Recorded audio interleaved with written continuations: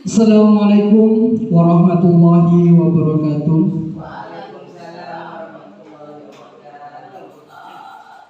Yang terhormat Bapak Kepala UPTD SDN Karabutan 1, yang terhormat Bapak Ibu Dewan Guru Staf TU. Alhamdulillahirabbil alamin, wassalatu wassalamu ala asyrofil anbiya'i wal mursalin wa ala alihi washabbihi ajmain. Puji syukur kepada Allah Subhanahu wa taala yang mana kita dapat bertemu dalam suasana dan dalam keadaan sehat walafiat. Tak lupa dan sholawat dan salam dan intinya kita aturkan kepada junjungan besar kita Nabi besar Muhammad SAW. Semoga kita mendapatkan syafaat dari beliau yaitu yaumul akhirat. Amin amin ya rabbal alamin. Perkenalkan, nama saya yaitu Wahyu Agung Pramoko dari CGP Angkatan 7 Kabupaten Bangkalan. Di sini saya juga memperkenalkan Ibu Umiati Ningsih, MPD. Beliau adalah fasilitator kelas, dan Bapak Hendrik Dewantara, MPD, selaku pengajar praktik. Di sini saya berdiri di sini bertujuan yaitu untuk melaksanakan kegiatan aksi nyata pada materi 1.4 budaya positif, di mana dalam materi ini seorang calon guru penggerak harus dapat menyampaikan apa yang menjadi materi yang telah kami terima, sehingga Bapak Ibu guru ini akan mendapatkan ilmu walaupun ya hanya sekedar sedikit. Ini hanya mulai dari pengenalan. Jadi pada saat saya menjadi CGP ini, sementara ini sampai 1.4. Yang pertama adalah filosofi KHD. Ini saya peroleh dari modul 1.1. Kemudian nilai dan peran guru penggerak ini di modul 1.2, serta visi guru penggerak di modul 1.3, dan ini yang terakhir adalah budaya positif modul 1.4. Sebelum kita masuk ke materi budaya positif, izinkan saya berpuisi dulu.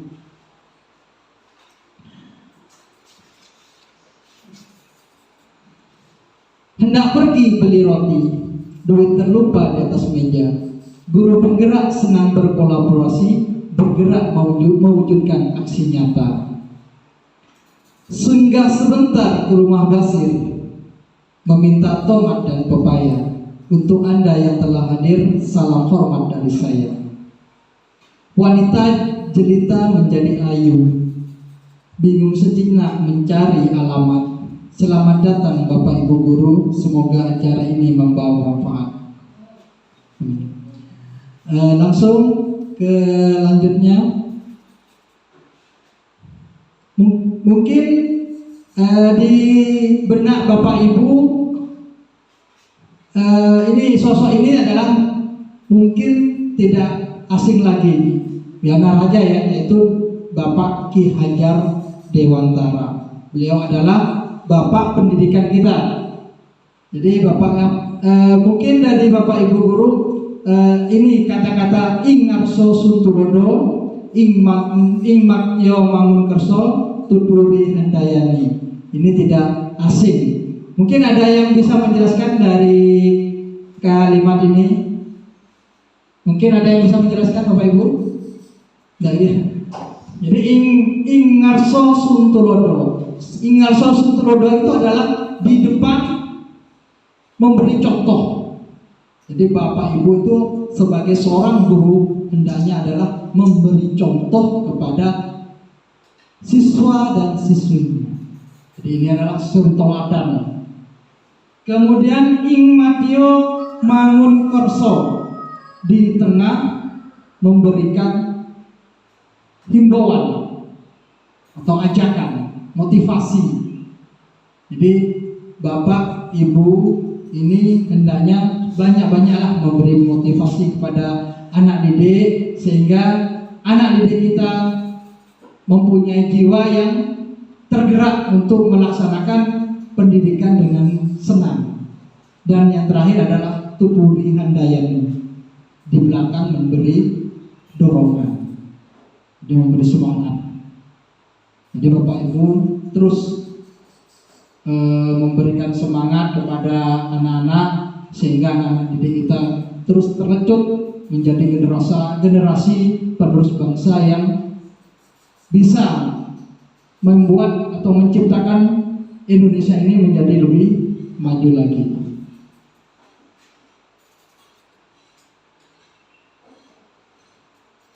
Budaya positif. Nah ini, budaya positif ini ada hubungannya dengan yang pertama adalah disiplin positif dan nilai-nilai kebajikan universal. Kemudian ada teori motivasi, hukuman, dan penghargaan. Kemudian yang ketiga yaitu keyakinan kelas, kebutuhan dasar manusia dan dunia berkualitas. Yang selanjutnya adalah restitusi mengenai 5 posisi kontrol. Dan yang terakhir adalah restitusi segitiga atau segitiga restitusi. Sebelum kita ke sana, ini budaya positif menurut KHD. Pendidikan menurut KHD yaitu menuntun segala kekuatan kodrat yang ada pada anak agar mereka dapat mencapai keselamatan dan kebahagiaan yang setinggi-tingginya, baik sebagai manusia maupun sebagai anggota masyarakat. Jadi tugas Bapak Ibu adalah menuntun segala kekuatan kodrat yang ada pada anak. Di sini anak itu bukan sekedar kertas kosong. Jadi anggapan anak adalah sebuah kertas kosong itu salah. Melainkan anak itu mempunyai sketsa kehidupan. Jadi tugas Bapak Ibu ini hanya menebalkan dan memberi warna. Ibarat sebuah gambar itu sudah ada sketsanya. Jadi tugas Bapak Ibu hanya menambahkan, menebalkan, serta memberi warna dalam kehidupan anak tersebut. Kemudian budaya positif, ini ada kaitannya dengan pendidikan. Nilai-nilai, keyakinan-keyakinan dan kebiasaan-kebiasaan di sekolah yang berpihak pada murid agar murid dapat berkembang menjadi pribadi yang kritis, penuh hormat dan tanggung jawab. Mungkin budaya positif ini masih belum kita laksanakan di sekolah kita. Kita hanya berpedoman kepada peraturan sekolah. Nanti akan ada bedanya antara peraturan sekolah dengan budaya positif atau keyakinan kelas. Ada perbedaannya.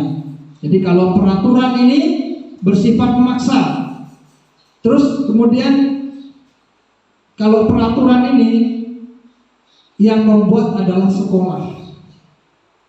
Tetapi kalau keyakinan kelas ini yang buat adalah kesepakatan dari siswa itu sendiri. Nanti akan dijelaskan di selanjutnya. Lanjut. Ini pendidikan menurut Ki Hajar Dewantara. Pendidikan adalah tempat persemaian benih-benih kebudayaan dalam masyarakat. Jadi pendidikan ini diibaratkan, katanya Bapak Ki Hajar Dewantara, itu adalah kita sebagai seorang petani yang merawat benih-benih. Ibaratkan guru itu adalah seorang petani, sedangkan anak didiknya adalah sebagai benih. Seorang petani itu pasti akan menjaga benih-benihnya sehingga benih tersebut tumbuh. Ya. Kemudian di dalam sawah tersebut, diibaratkan sawah ini, benih yang ditanam itu banyak. Ada benih padi, ada benih jagung, ada benih kacang hijau. Masing-masing benih tersebut memiliki perlakuan yang berbeda. Jadi tidak mungkin kita menyamaratakan benih tersebut. Ya, jadi bukan semuanya langsung dipukul rata, tapi masing-masing benih tersebut membutuhkan kebutuhan yang masing-masing itu berbeda. Jadi anak itu sama dengan anak kita, ada yang memang pinter, jadi kebutuhannya cepat. Ini diterangkan sedikit langsung, tapi ada juga yang masih kurang, jadi perlu perhatian yang lebih, perlu dipupuk lebih, ya, daripada yang ada yang tumbuh besar, ada yang masih. Ya, ini tugasnya Bapak Ibu guru adalah memupuk atau mengetahui kebutuhan siswa apa yang dibutuhkan dari siswa tersebut. Karena memang sejatinya siswa atau anak itu diciptakan berbeda-beda, mempunyai karakteristik yang berbeda-beda. Ada yang suka gambar, ada yang suka musik, ada juga yang suka berhitung. Dari masing-masing tersebut, bagaimana caranya kita mereka tumbuh bersama, bukan menyamaratakan, tapi tumbuh bersama. Menciptakan manusia Indonesia yang beradab dan pendidikan menjadi satu kunci utama untuk mencapainya. Kita tahu sendiri akhlak dari siswa semakin tahun semakin banyak sekali, seperti tawuran pelajar, kemudian ada kasus-kasus narkoba, ya, yang sudah banyak menjangkit di kalangan pelajar. Oleh karena itu kita sebagai pendidik hendaknya menjadi benteng utama dalam menangkis segala hal-hal negatif yang datangnya dari luar.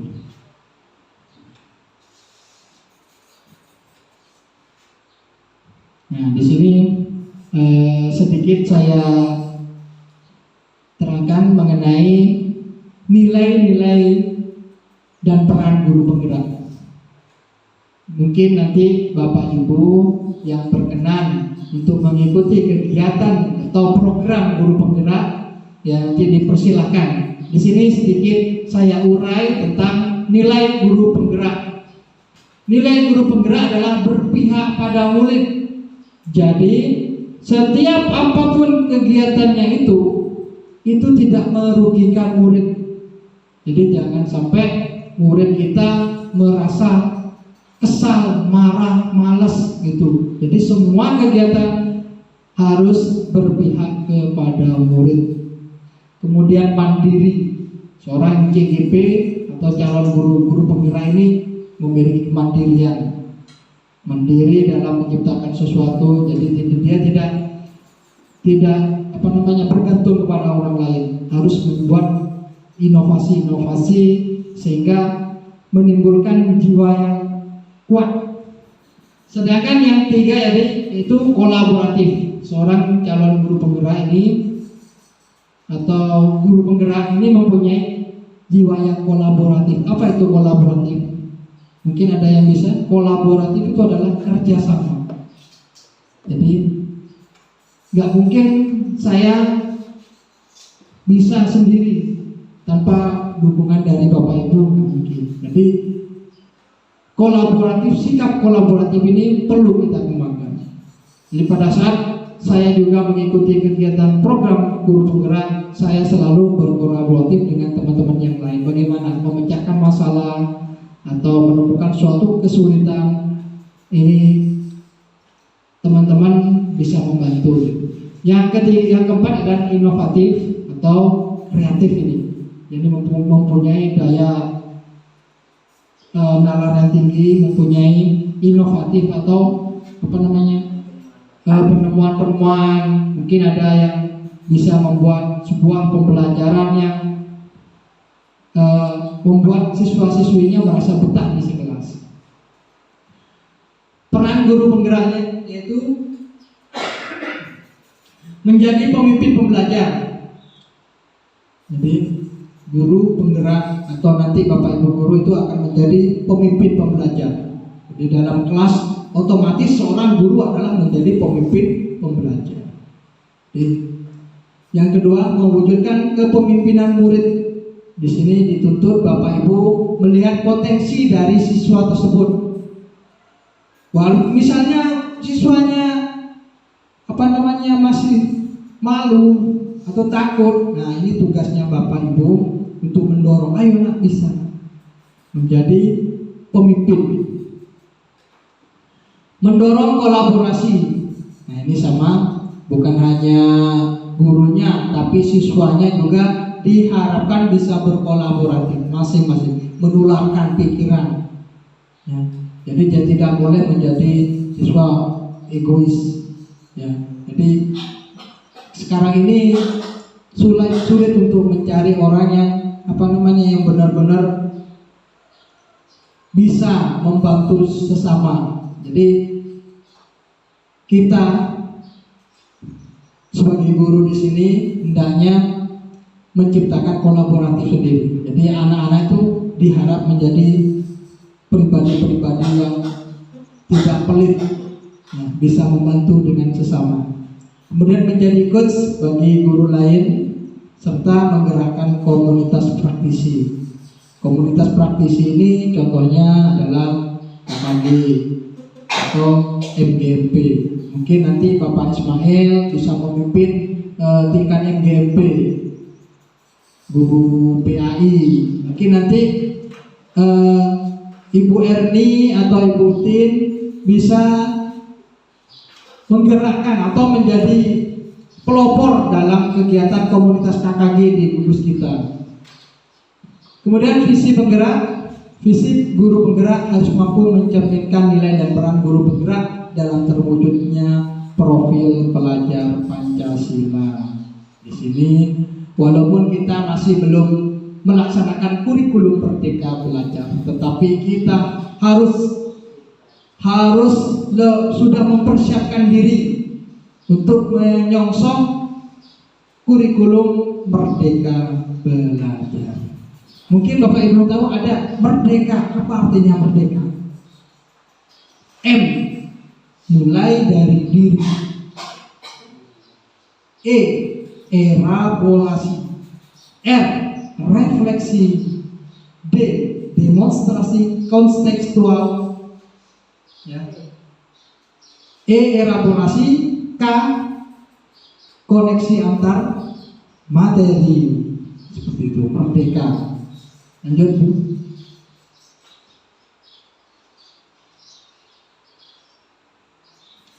Nah, ini visi guru penggerak. Ini mau saya sampaikan juga. Kenapa? Karena mudah-mudahan dari penyampaian saya Bapak Ibu bergerak untuk mengikuti program guru penggerak. Dalam mewujudkan suatu perubahan diperlukan visi dan langkah-langkah yang tercapai. Visi dapat terwujud jika terdapat kerjasama dengan semua warga sekolah serta langkah-langkah konkret dalam mewujudkan metode inquiry, apresiasi dan tahapan bagja. Mungkin Bapak Ibu bertanya-tanya apa itu bagja. Nah, ini ada tahapan bagja. Jadi untuk menciptakan sekolah yang benar-benar sekolah impian, mungkin dari Bapak Ibu mempunyai angan-angan, saya pengen sekolah saya seperti ini, gitu. Atau seperti unggulan, menjadi kelas unggulan. Ini harus mempunyai tahapan-tahapan. Tahapan yang pertama bagja. Apa B? Buat pertanyaan. Jadi pertanyaan apa saja yang nanti akan dijelaskan di slide selanjutnya. Ambil pelajaran, gali mimpi, jabarkan rencana, dan atur eksekusi. Jadi disingkat menjadi bagja.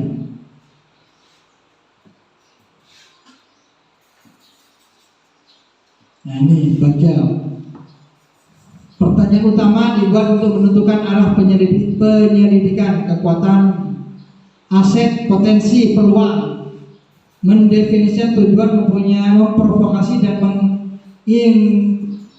menginisiasi perubahan atau prakarsa. Jadi contoh pertanyaannya gini, apa yang kami lakukan agar menumbuh kembangkan minat belajar siswa? Jadi misalnya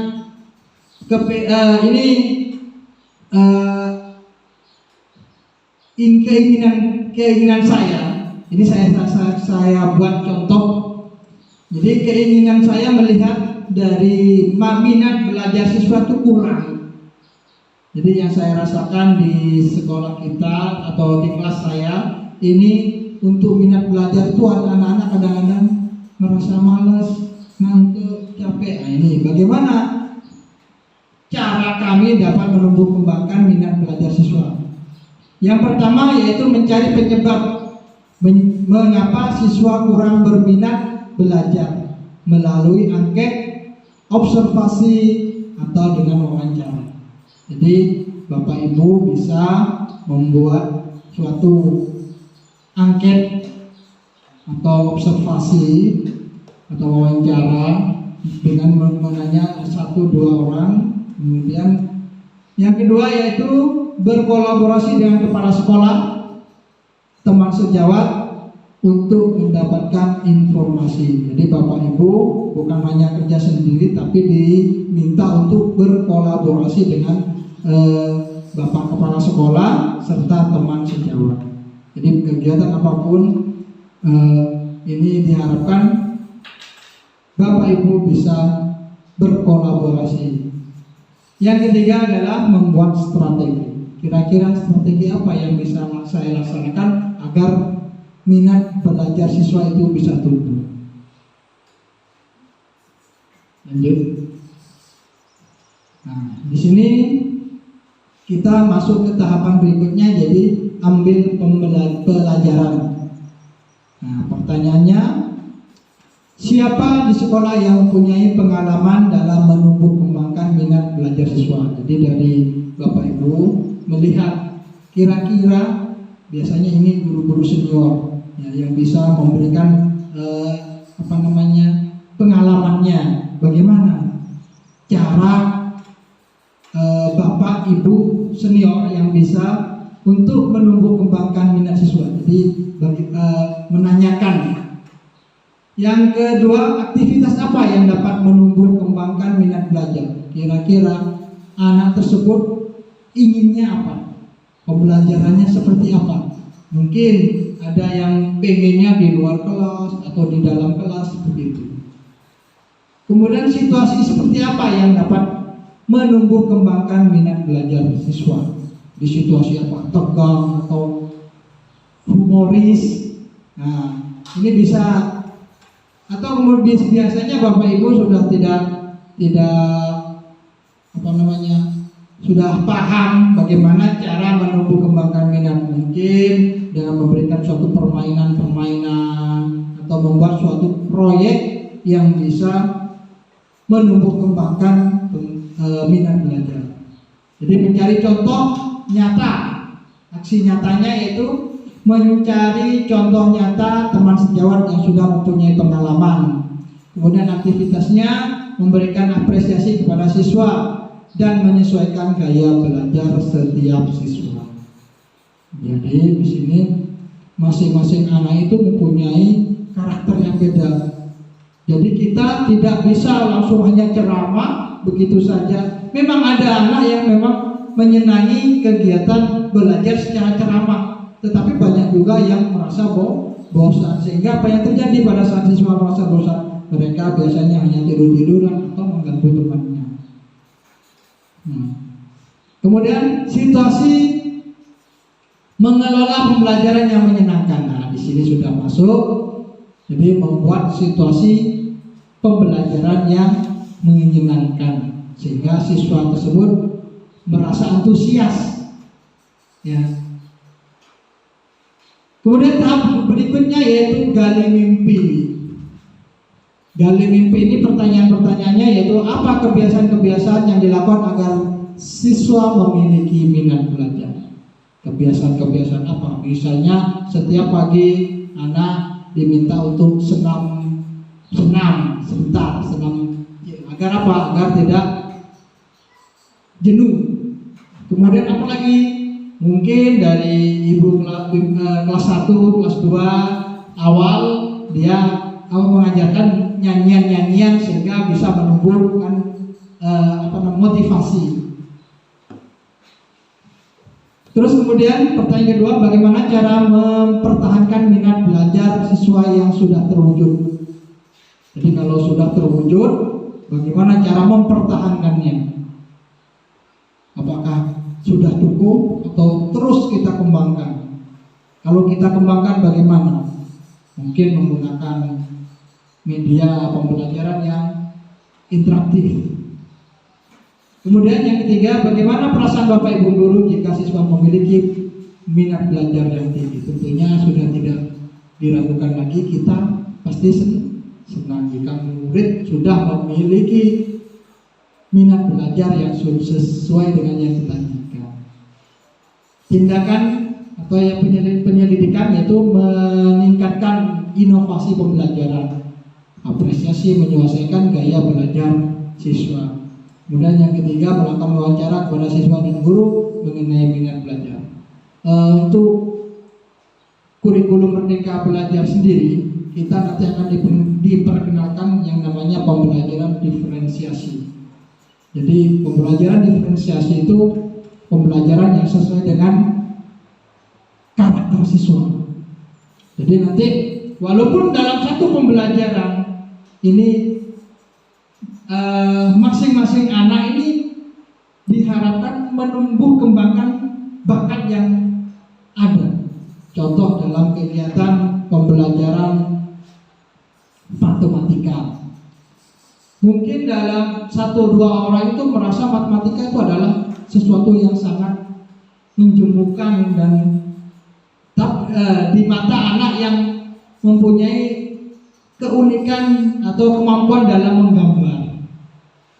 Jadi bagaimana caranya? Yaitu ada yang ditugaskan untuk menggambar bentuk, kemudian ada yang disuruh menghitung, kemudian kalau memang diselipkan ada nyanyian-nyanyian dalam kegiatan pembelajaran matematika, itu pun kita sampaikan. Jadi dalam walaupun pembelajaran matematika, tetapi ada pembelajaran yang lain. Menggambarnya bisa, kemudian ada yang menyanyi mungkin. Kita buat panjang kali lebar, itu dibuat sebuah nyanyian. Ya, jadi ada yang melukis jadi nanti makanya dalam pembelajaran diferensiasi itu biasanya anak itu adalah dikelompokkan masing-masing anak. Jadi yang bakat menggambar dipisahkan, kelompok yang bakat ini dipisahkan, seperti itu, disesuaikan dengan kemampuan dari siswa tersebut. Lanjut Bu. Jabarkan rencana. Langkah-langkah yang dilakukan menurut apa yang dilakukan untuk ini tadi sudah masih gali mimpi, hanya mimpi. Sekarang sudah menjabarkan rencana. Jadi ini rencana apa saja yang mau kita laksanakan dalam menumbuh kembangkan minat belajar siswa. Jadi langkah-langkah apa yang dilakukan untuk menumbuh kembang minat belajar siswa. Usaha untuk meningkatkan minat belajar siswa, dan apa tolak ukur keberhasilan kita dalam menumbuh kembangkan minat belajar siswa, serta motivasi kita dalam menumbuh kembang minat belajar siswa. Pertanyaannya, tindakan nyatanya yaitu membuat capaian yang realistis, yang nyata untuk setiap minggunya. Jadi kalau memang Bapak Ibu ingin meningkatkan motivasi, ini ada batasannya. Kira-kira anak itu sudah mencapai enggak dengan motivasinya? Motivasi belajarnya sudah nyampe enggak ke capaiannya? Kemudian membuat catatan besar target yang akan dicapai. Jadi mempunyai target. Misalnya minggu ini anak saya harus hafal perkalian 3. Nah, ini bagaimana target itu. Kemudian melihat perubahan sikap, nilai, situasi belajar yang interaktif. Jadi melalui Bapak Ibu pembelajaran yang interaktif, yang berpihak pada murid, yang menyenangkan. Kira-kira ada nggak perubahan sikap, nilai, serta belajar, situasi belajar yang interaktif? Ini dapat dilihat dari keseharian di kelas. Mungkin sudah aktif atau tidak, atau hanya diem saja. Kemudian meningkatkan prestasi belajar siswa. Ini kelihatan nanti. Kira-kira prestasinya itu sudah naik pada. Bisa dilihat dari pada saat ulangan harian. Ulangan harian itu dilihat, ada peningkatan seperti itu. Yang terakhir, nah ini atur eksekusi. Ini tahap tadi sudah rencana, ini sudah tahap eksekusi. Dalam tahap eksekusi ini, siapa yang akan dilibatkan dalam mewujudkan tumbuh kembang minat belajar? Jadi Bapak Ibu bekerja dengan siapa saja. Mungkin melibatkan Bapak Kepala Sekolah atau rekan sejawat, ya, atau dari pihak-pihak lain, mungkin melibatkan orang tua siswa, atau juga bisa menggunakan dengan berkolaborasi dengan komite sekolah. Peran apa saja yang dibutuhkan dalam mewujudkan tumbuh kembang minat belajar siswa? Peran apa saja yang dibutuhkan? Di sini banyak peran. Peran kita adalah peran mendidik, kemudian peran cara mengayomi siswa. Kemudian yang tiga, siapa yang bertanggung jawab dalam memimpin rencana dalam menumbuh kembangkan minat belajar siswa. Setelah kolaborasi kita bentuk namanya tim. Kira-kira siapa yang menjadi ketua? Kalau Bapak Ibu sanggup, siap saya menjadi ketua untuk memimpin rencana dalam menumbuh kembangkan siswa. Jadi yang pertama yaitu menyusun tim kerja dan tim tugas setiap anggota, menentukan tanggung jawab untuk penyelesaian tugas, serta kepala sekolah di satuan pendidikan.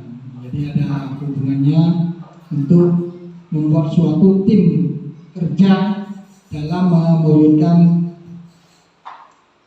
meningkatkan minat belajar siswa. Budaya positif. Nah, ini hubungannya tadi.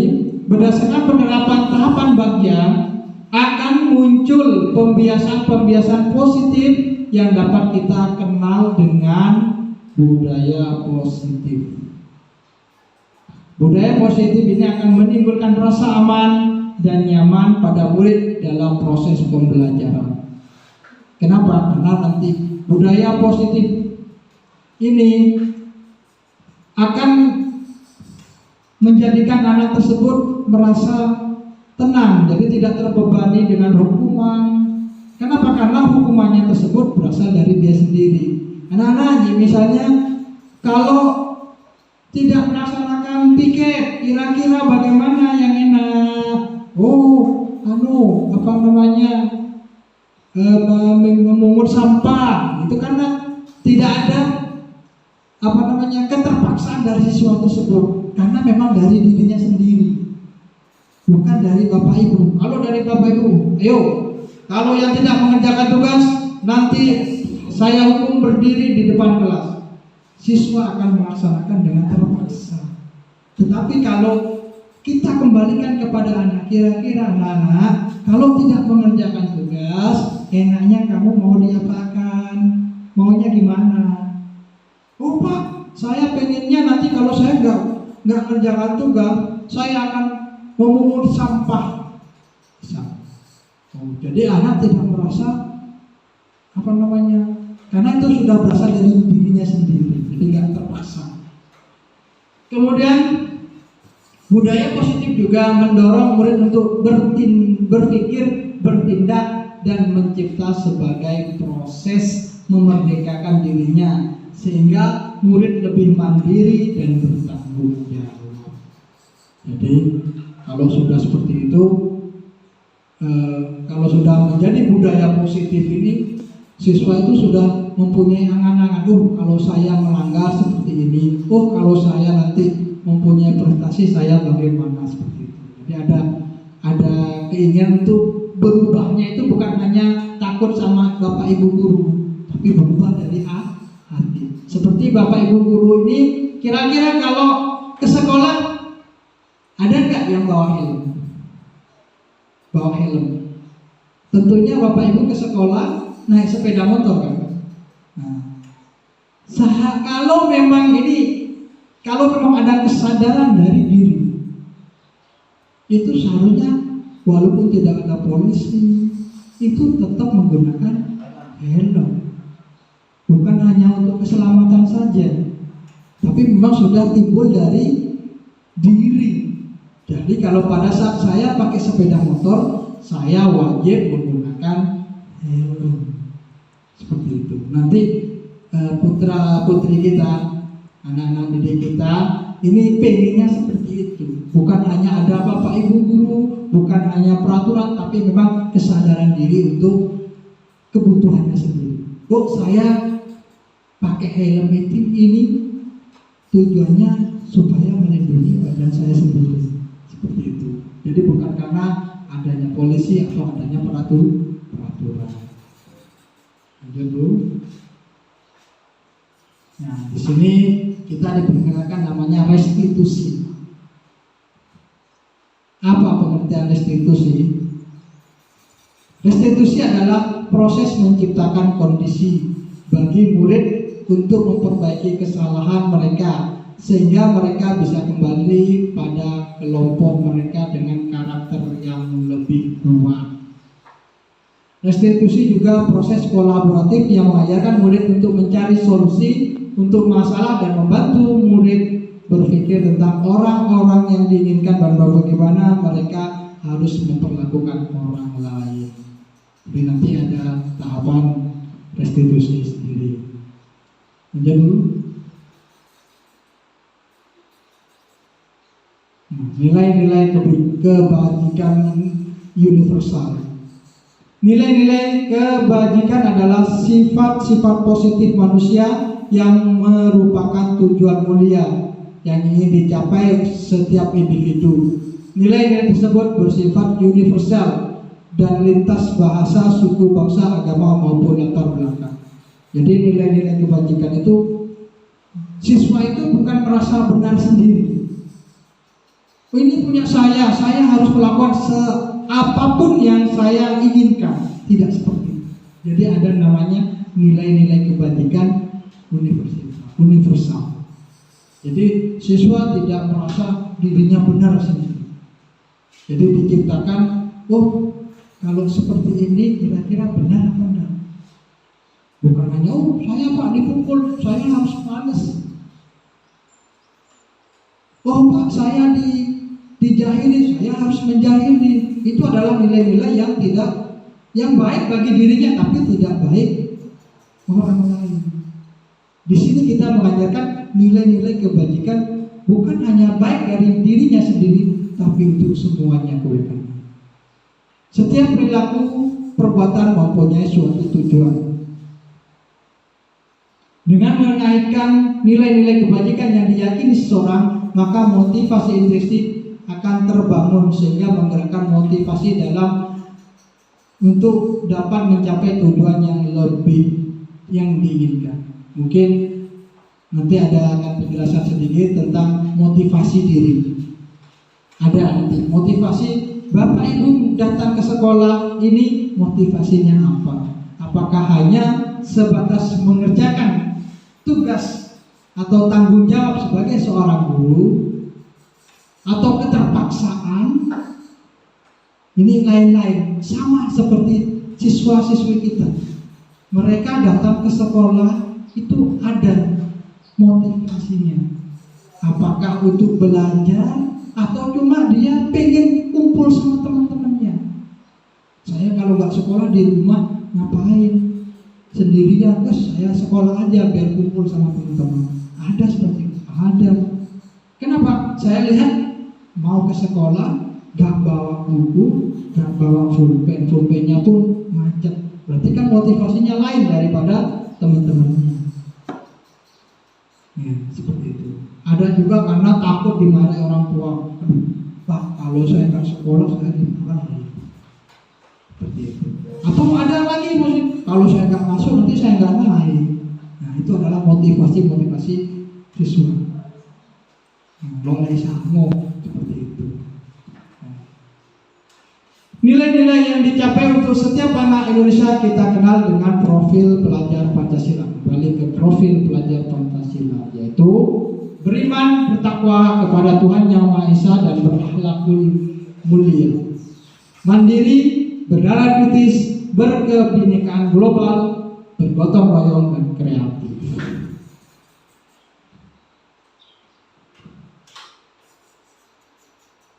Nah ini mengenai teori motivasi perilaku manusia. Nah, seperti yang saya tadi katakan, Bapak Ibu datang ke sekolah menggunakan helm, apakah untuk menghindari ketidaknyamanan atau teman, atau takut ada polisi? Kalau saya nggak helm nanti saya ditilang, seperti itu. Atau mendapatkan imbalan dari orang lain. Ya, jadi kalau datangnya pagi, nanti saya dipuji, saya nanti sama kepala sekolah, bagus ini si guru yang rajin. Apakah seperti itu? Atau menghargai dirinya sendiri? Kalau saya datangnya pagi, berarti saya sudah menjalankan amanat yang telah saya lakukan. Nah, di sini ada eksternal, motivasi eksternal, ya. Jadi tergantung motivasi perilaku manusia sendiri. Jadi Bapak Ibu ngajar ke sini, di sini motivasinya apa? Ini harus dirubah sedikit demi sedikit. Bukan hanya sebatas sebagai melaksanakan tugas. Saya melaksanakan tugas, saya digaji, sudah selesai. Bukan seperti itu, tapi ada motivasi yang tidak kalah penting, yaitu motivasi meningkatkan pendidikan anak Indonesia.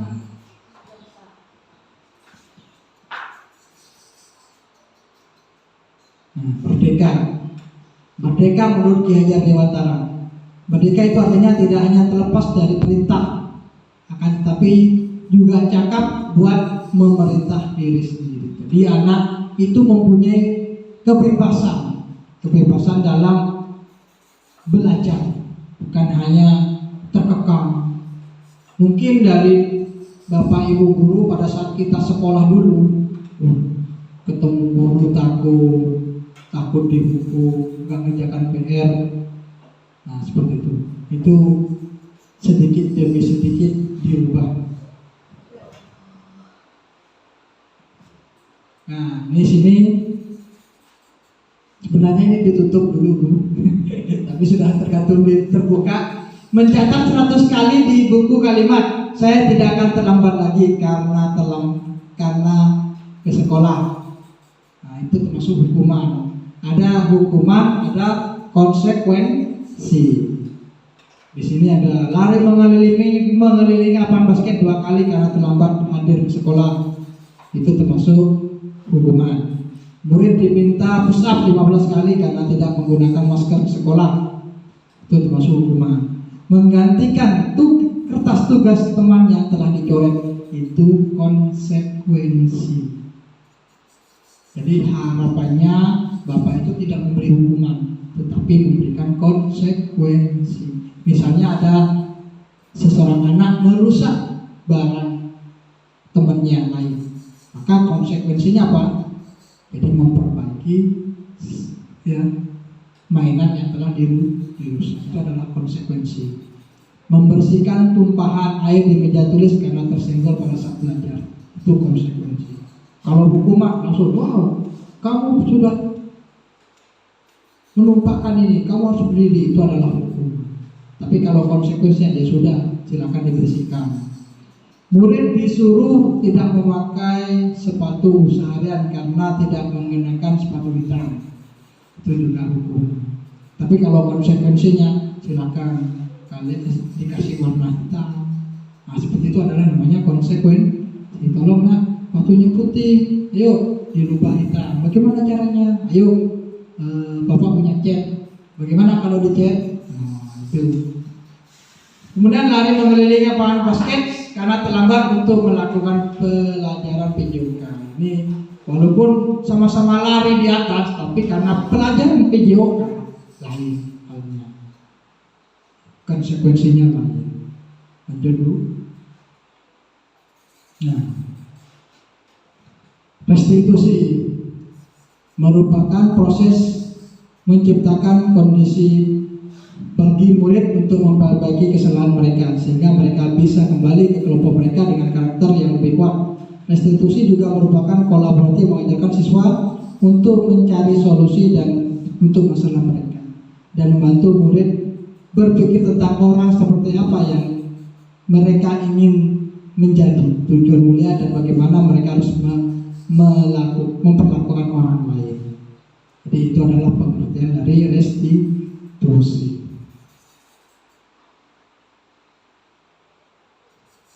Nah, ciri-ciri restitusi bukan untuk menebus kesalahan, namun untuk belajar dari kesalahan, memperbaiki hubungan. Jadi pada beda dengan hukuman. Kalau dihukum, mungkin Bapak Ibu pernah mengalami ada anak yang tengkar, sama-sama dihukum, pulang dari sekolah bertengkar lagi.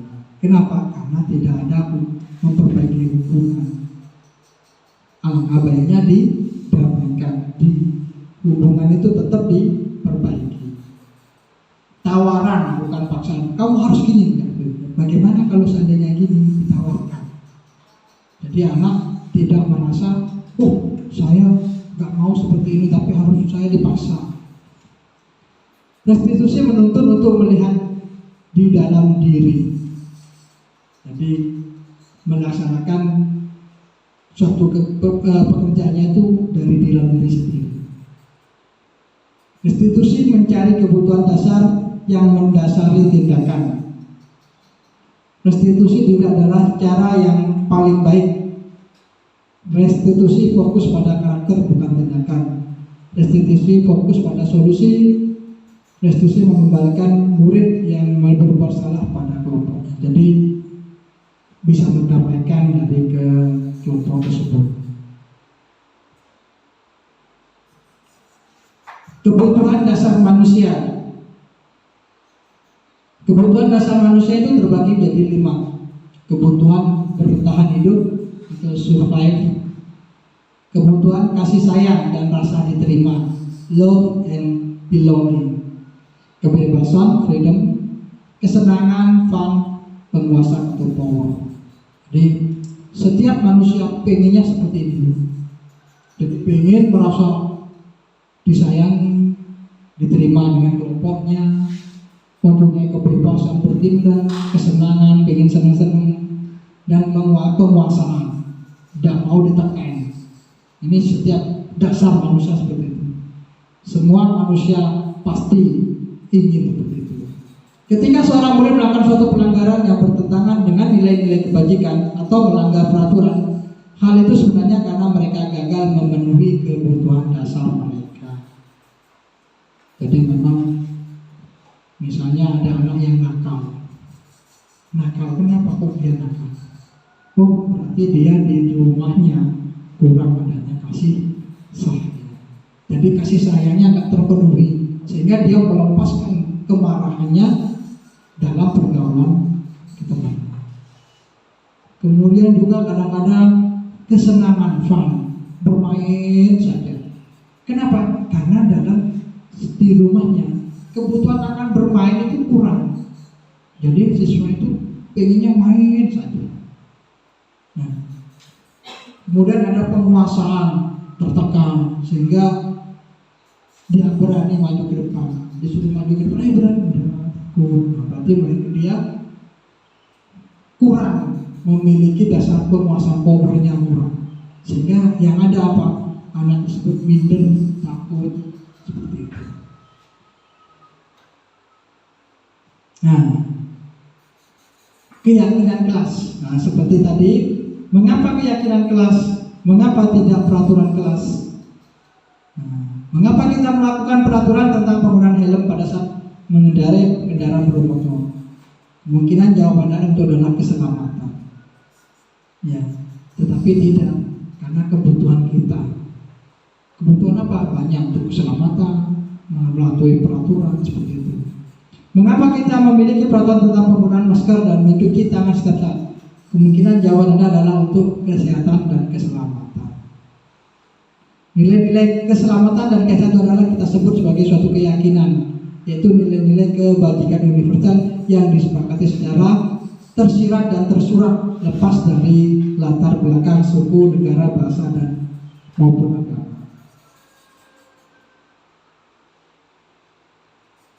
Tadi sudah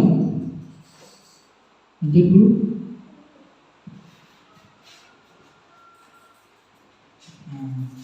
Lima posisi kontrol. Mungkin Bapak Ibu pada saat memiliki siswa yang bermasalah, kira-kira dari 5 posisi ini, kira-kira yang Bapak laksanakan atau Ibu yang laksanakan? Penghukum, pembuat rasa bersalah, sebagai teman, sebagai pemantau, atau manajer. Saya ingin tahu jawabannya dulu. Mulai rutin. Mungkin yang mana, Bu? Biasanya kalau Ibu mempunyai siswa yang bermasalah, kira-kira sebagai apa? Sebagai teman. Kalau Bu Erni, kira-kira sebagai pemantau. Ya. Pak Ismail yang mana, Pak Ismail? Sebagai teman. Bu Surya sebagai teman. Bu Oliva sebagai teman. Oke, kita lihat dulu. Saya punya video.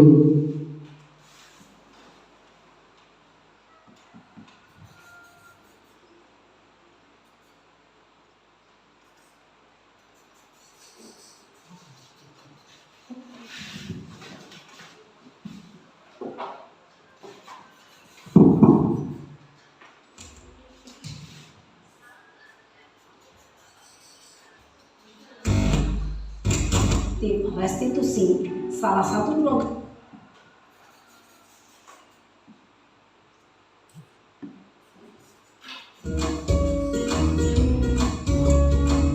Nah, ini adalah Salam bahagia Ibu dan Bapak guru hebat dalam penerapan disiplin positif.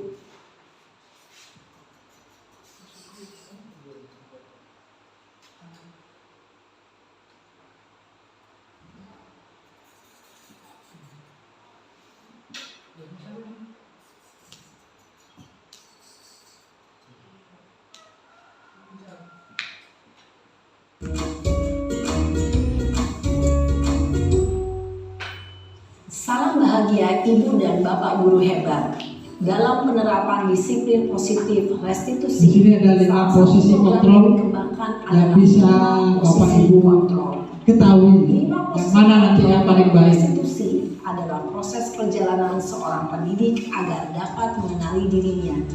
Pada video kali ini kita akan membahas tentang 5 posisi kontrol yang dikembangkan oleh Diane Goshen dan contoh penerapannya.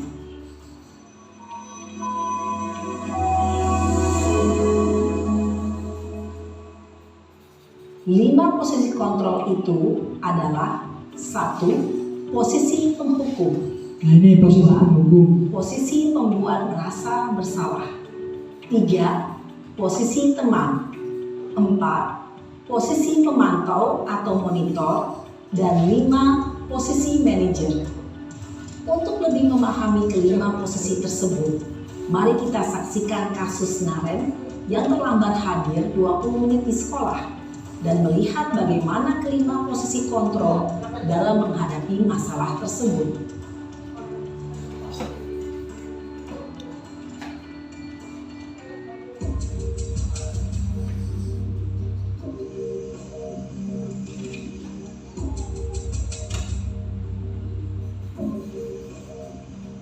Naren,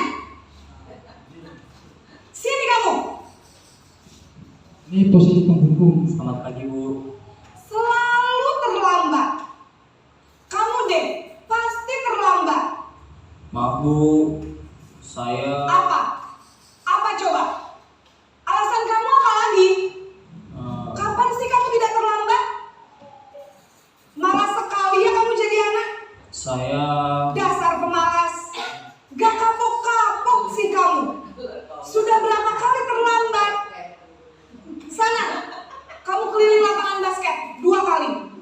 kenapa saya harus keliling lapangan basket, Bu?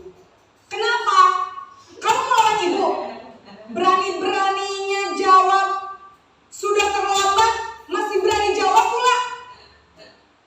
Sekarang, keliling lapangan basket 5 kali sekalian. Biar kapok. Cepat. Pergi sana ke lapangan basket. Posisi penghukum biasanya berbicara dengan nada tinggi, menghardik, menunjuk-nunjuk, menyakiti, dan menyindir. Hukuman bisa berupa fisik maupun psikis. Ibu dan bapak guru hebat. Dampak yang terjadi pada murid ketika guru berada pada posisi penghukum adalah murid cenderung akan memberontak, bahkan menyimpan dendam.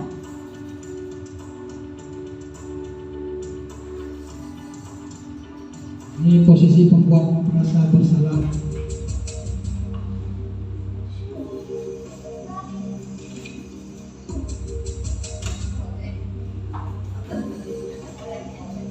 Naren!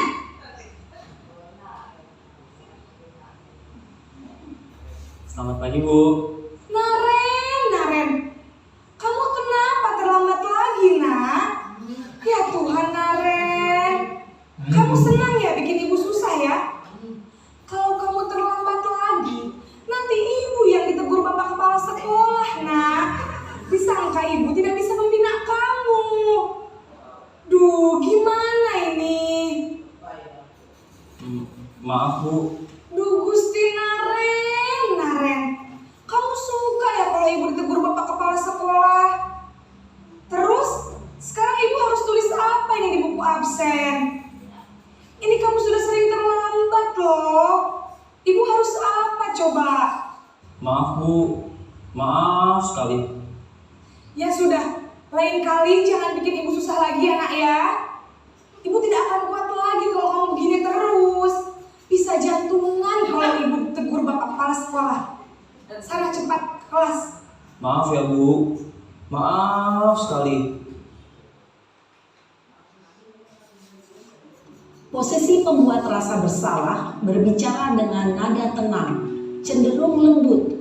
Namun kata-kata yang diutarakan membuat murid merasa menjadi orang yang gagal, memandang buruk dirinya sendiri, merasa tidak berharga, dan tidak sanggup membahagiakan orang lain. Ketika guru mengambil posisi pembuat rasa bersalah, murid akan menganggap dirinya yang bersalah dan ia akan menyimpan emosi negatif tersebut di dalam dirinya. Posisi teman ini.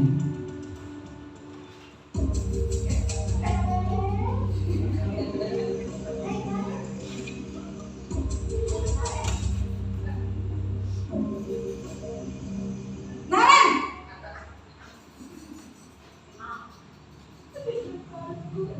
Selamat pagi, Bu. Wah, sudah jam berapa ini, nak? Terlambat lagi ya, sayang. Iya, Bu. Habis ibu saya lupa bangunkan saya, Bu. Kamu malah menyalahkan ibu kamu. Kamu bukannya anak yang larinya paling kencang. Kok terlambat sih? Iya, Bu. Saya memang terlambat bangun tadi. Jadi, biarpun saya lari kencang, tetap gak kekejar, Bu. Ya sudah sana. Nanti lain kali larinya lebih kencang lagi ya. Biar gak terlambat lagi. Bikin seneng ibu. Demi ibu. Bisa kan? Bisa lah, Bu. Ya sudah sana masuk kelas. Ibu beresin urusan absen kamu. Kamu ini ada-ada saja. Dalam posisi teman, guru berbicara dengan nada suara ramah, akrab, cenderung bersenda gurau untuk menjaga suasana tetap santai. Murid akan merasa senang, aman, dan akrab dengan guru. Identitas yang tercipta adalah identitas sukses atau berhasil. Namun Tapi ada perlu diingat, juga karena ini masih dampak dorongan negatifnya. eksternal, maka ada faktor ketergantungan dari murid kepada orang tertentu. Jadi hanya kepada guru tersebut, sehingga anak tersebut bisa murid bisa patuh. berlaku baik Tapi dengan guru lain pada orang itu lain, tertentu karena saja. perlakuannya lain. Sekarang posisi pemantau.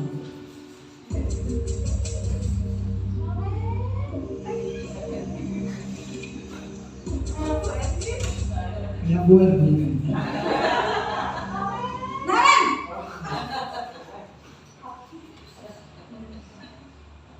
Selamat pagi, Bu. Naren, apa peraturan sekolah kita tentang jam berapa kita harus masuk sekolah, Nak? Kita harus di sekolah jam 7, Bu. Iya betul, sekarang sudah jam 7.20. Naren sudah tahu konsekuensinya jika terlambat hadir. Paham, Bu.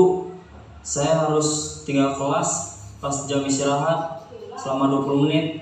Iya benar, konsekuensinya Tinggal kelas demikian. Bu. Jadi Murid-muridnya nanti pulang semua tinggal dia pas 20. istirahat, kamu harus tinggal di kelas, kerjakan tugas tambahan untuk ketertinggalan kamu, ya. Baik, Bu. Posisi pemantau mengandalkan penghitungan atau data untuk mengontrol murid. Guru mengarahkan murid berdasarkan peraturan dan konsekuensi. Ada peraturan. Seorang pemantau menunjukkan bahasa tubuh dan ekspresi wajah yang datar dan cenderung formal.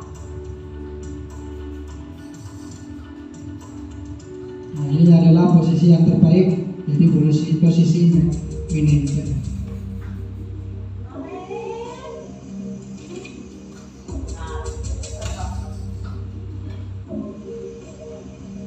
Naren,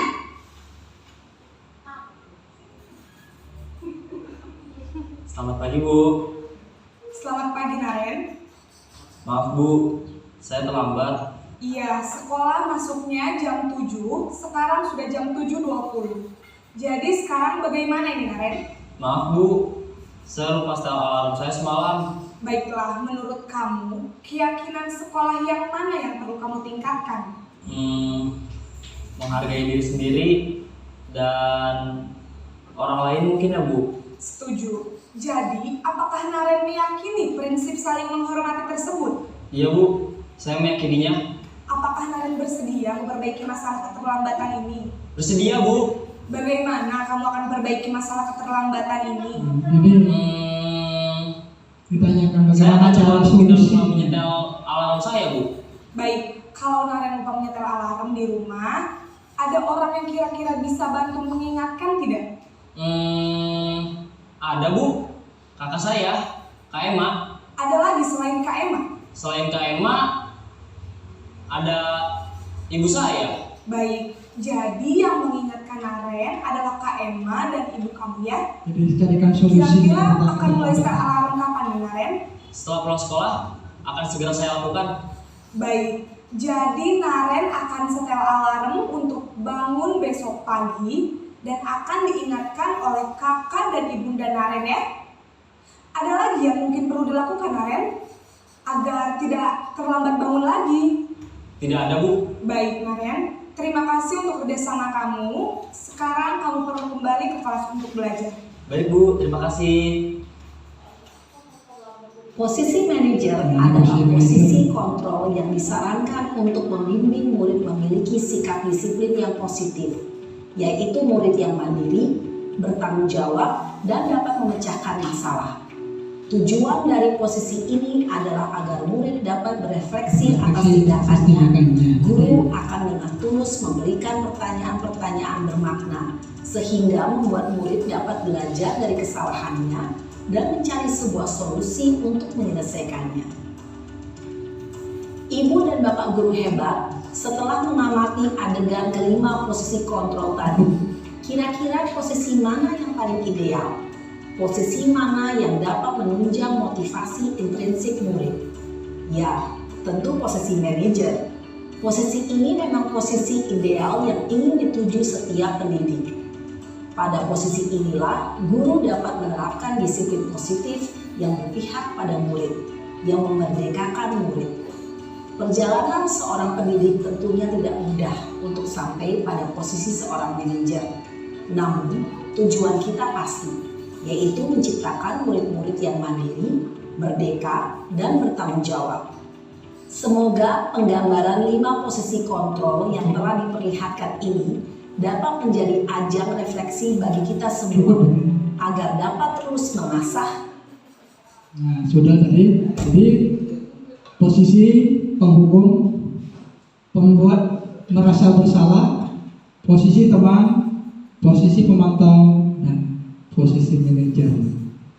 Nah, di sini posisi terakhir manajer, posisi di mana guru berbuat sesuatu bersama dengan murid, mempersilahkan murid untuk mempertanggungjawabkan perilakunya, mendukung murid agar dapat menemukan solusi atas permasalahannya sendiri. Itu adalah posisi yang paling bagus. Nah, di sini restitusi tersebut berupaya untuk menstabilkan identitas. Kemudian supaya apa? Supaya anak tersebut tidak merasa bersalah atau merasa dirinya terpukul, sehingga anak tersebut tetap pada kondisi stabil, bukan sebagai terhukum atau terpidana. Yang kedua yaitu validasi tindakan yang salah. Jadi dia mengetahui bahwa tindakannya itu adalah salah. Ya. Kemudian yang ketiga menanyakan keyakinan. Jadi ya kemarin sudah ada keyakinannya, bagaimana solusinya, seperti itu. Lanjut dulu.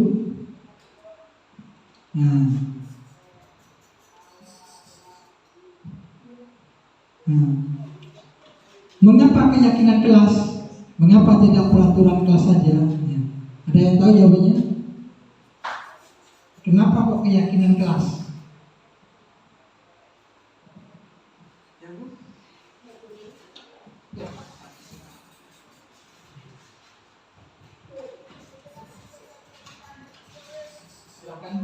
Mengapa kok keyakinan kelas? Kenapa tidak menggunakan peraturan kelas? Kalau peraturan kelas mungkin akan membuat anak-anak itu merasa tertekan. Kalau keyakinan kelas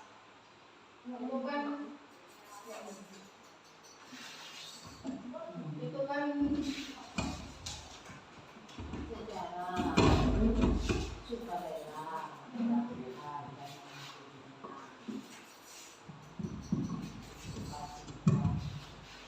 Kalau keyakinan kelas itu anak-anak itu dibuat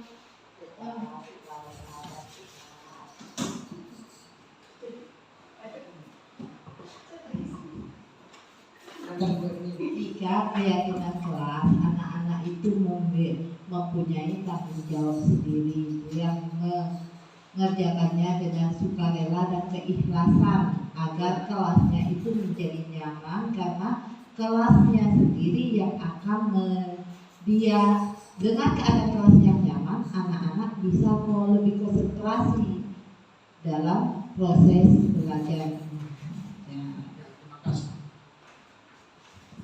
Terima kasih Bu Erni.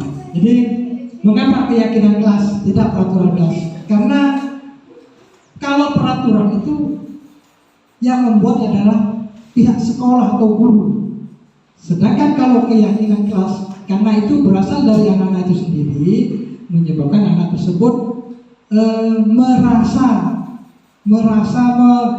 bertanggung jawab atas apa yang telah mereka usulkan, serta juga tidak ada keterpaksaan untuk melaksanakannya karena sudah merupakan keyakinan kelas.